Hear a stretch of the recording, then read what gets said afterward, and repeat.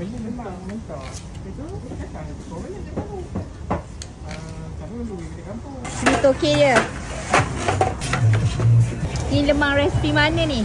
Ini resepi orang Perak punya, orang Padang Rangian ni. Turun temurun daripada arwah opahnya. Dia lemak dia. Ini generasi yang ketiga.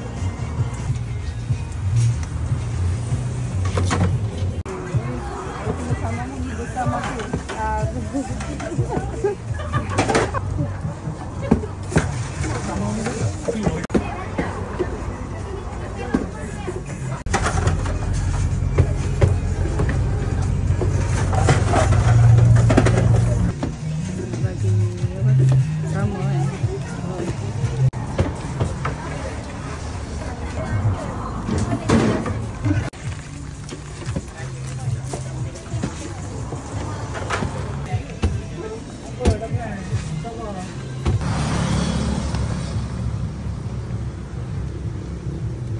Atas ni kita letak kat atas supaya dia dah masak.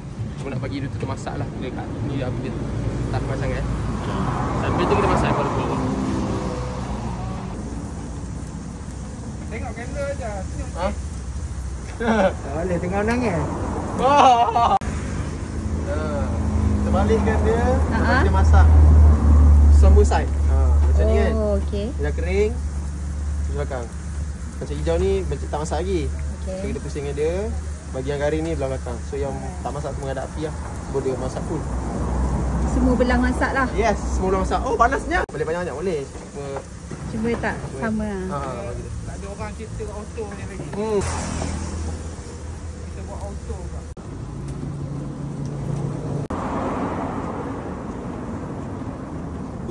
Yang tengah ni api dia padat dia tertutup. Yang hujung ni dia terbuka. So dia kau masak. Dia letak. Cik masak Ini dah siap masak.